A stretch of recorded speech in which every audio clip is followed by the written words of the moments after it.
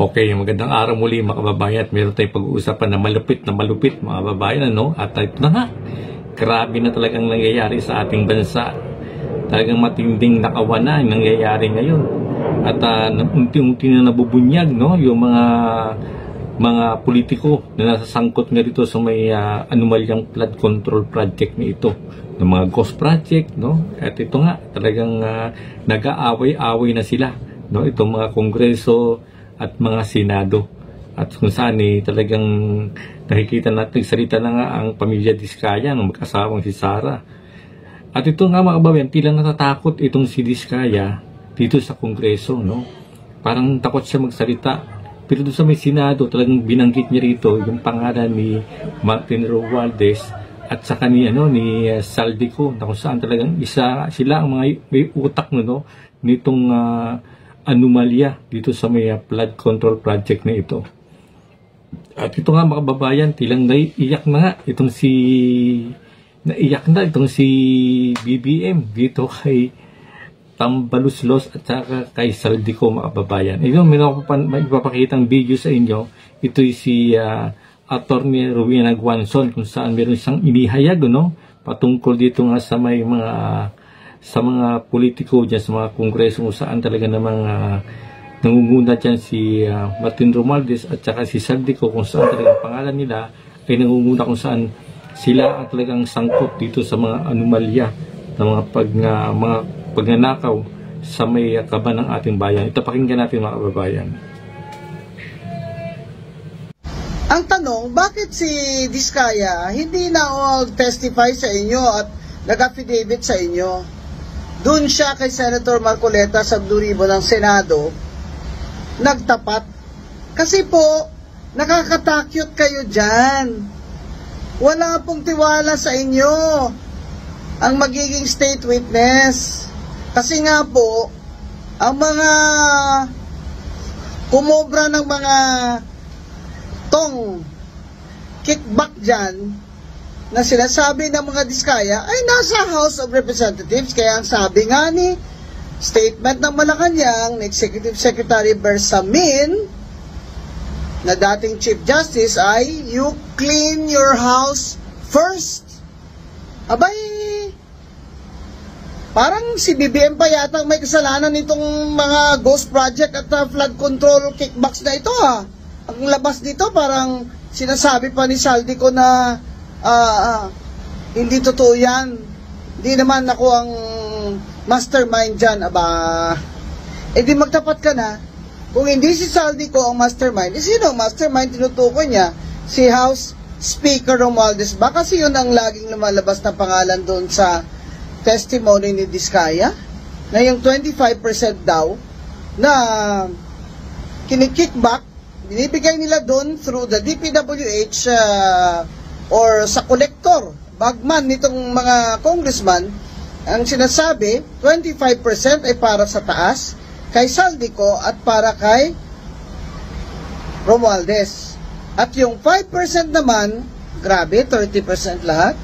Ang 5% naman ay yung insertion fee ng congressman na nagpa-insert doon sa budget. Kasama na dyan si Congressman Roman Romulo ang binanggit ni Diskaya. Abay, insertion fee, alam mo, ang sagwa pakinggan, ha, insertion fee. Ibig sabihin, siningit mo lang dyan sa General Appropriations Act. Siningit mo lang dyan sa national budget. Kuha ka na ng 5%, sa 1 bilyon, magkano yun? Ha? Sige nga, magdudamat na nga kayo dyan. Grabe. Grabe na ang galit ng tao. And justified anger. Pati si BBM, naiyak na sa kanila. Parang nagsisikap naman yung isa, hindi ba? BBM, hanggang doon lang ba? Hanggang dito lang ba tayo? Pa-investigate. Pailan nyo na yan. Tama yung ginagawa ni Secretary Dizon. Stop lahat ng flood control budget ay huwag ipasok sa 2026. May 2025 pa. Parang akala ng mga ito, makakalimutan natin ito. Mga kababayan, ang issue sa 2028 sa pagpili ng presidente ay korupsyon. Tapos sasabihin na naman nila si Sara Duterte may corruption din sa 125 million na confidential funds. Hindi nyo pa yan napapatunayan at contrary pa dyan ang statement o report ng Commission on Audit na hindi pa sila final dyan sa confidential fund, pero itong kay Diskaya, bilyon at nanggaling mismo sa ating General Appropriations Act. Sino naman po talaga ang bossing ni Saldico? Sino naman po talaga ang mastermind ng budget ng 2025? Hindi po ba ang speaker at ang kanang kamay niya, si Appropriations Chair Saldico? Kaya tama po sabi ni BBM, clean your house first. Sabi nila, si Diskaya, nagsisinungaling yan. Itong mga congressman na may malis, ha? Pati ba naman yung notaryo ay pupunahin nyo pa? Grabe kayo. Para lang mahanapon nyo ng butas si Diskaya. Pwede hanapin nyo yung attorney Ray Sigobiense na yan. Dahil sigurado ako, kilalang abogado yan. Hindi po yan fly by night, may opisina po yan. At yung notaryo niya ay hindi po expired. Alam ko po yun dahil pinahanap ko kung kailan ang expired.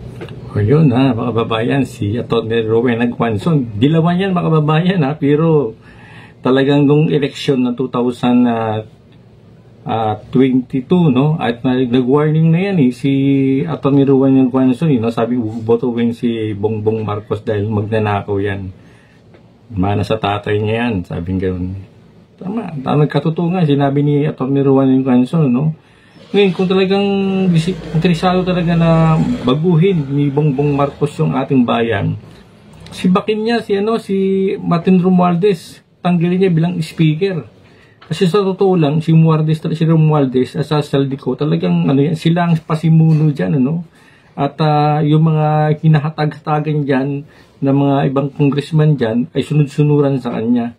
Habang nasa posisyon ito si Martin Romualdez sa Kongreso bilang speaker, patuloy mga kababayan ang pagnanakaw dyan sa ating kaban ng bayan. Kawawang Pilipinas, no? Kaya sinasabing ni Atty. Rowena Guanzon, ilabas natin ang galit natin. Dapat iparamdam natin bilang isang Pilipino na nangyayari sa asing bansa, iparamdam natin sa mga politiko na mga korap dyan na tayo galit na, no? Kita nyo yung nangyari sa Nepal ngayon, di ba? Talagang yung mga politiko roon, talagang pinagpapalo nila, sinunog nila. Yung mga, mga politiko doon, matindi rin palang pag-corruption sa kanila, maging sa Indonesia, di ba? Dapat tayo mga babayan, maging ganun tayo mga Pilipino, ilabas natin yung galit natin, Dahil paramdam sa kanila talagang abuso na yung ginagawa nila. Kawawang bansa natin mga babayan. Pag tayo ay manatili yung ganung gawain nitong mga politiko na ito. Kaya nakakainis mga babayan. Nakakainis talaga. Sana kumilos na yung mga Pilipino na talagang paramdam natin na talaga galit na tayo sa korupsyon, no? Kasi itong mga politiko to, tototanggi pa rin to, mga tanong sa Kongreso dyan, tototanggi pa rin sila, mga kababayan, sa mga kabalastugan na ginagawa nila, sa mga pagnanakaw nila dyan. Ginakampihan pa nila. Kita mo, nagsalita na si Diskaya at sa Senado. Tinumbok niya na si Romualdez at si Saldico, na sila ang pinuno, ng talagang humihingi ng porsyento na 30%. Pagdating sa Kongreso ng ginawa nila, ang binanata nila hindi si Romualdez. Kasi kakampi nila Ang binanata nila, itong si Jingo Estrada at saka si Joel Villanueva. Makababayan si Joel Villanueva ay talagang 2016 pa, ay nagsasalita na yan, makababayan. Patungkol 2022, ganyan. Nagsasalita na yan patungkol sa may flood control na anomalya diyan sa may Bulacan. Yan, nagsasalita na yan. Tapos mga kababayan, ngayon tinutumbok sila Jingo Estrada kasi si Villanueva, binanggit niya si sa plenary ng Senado itong si Saldico Binanggit niya na yan eh. Talagang Dracula yan, mga kababayan eh. Tagabantay ng dugo. Sip mo, Dracula, tagabantay ka ng dugo. Ibig sabihin, paano sisip-sipin mo yung dugo? Ayan, tagabantay ng pera natin. Magnanakaw, nanakawin talagang pera natin. No, si Jinggoy, binanatan niya ngayon itong mga investigasyon sa Senado. Binalikan siya ngayon ng ni Ridon, mga kababayan, dyan sa Senado, sa Kongreso. Kaya yan, mga kababayan, dapat talagang walang mayayari sa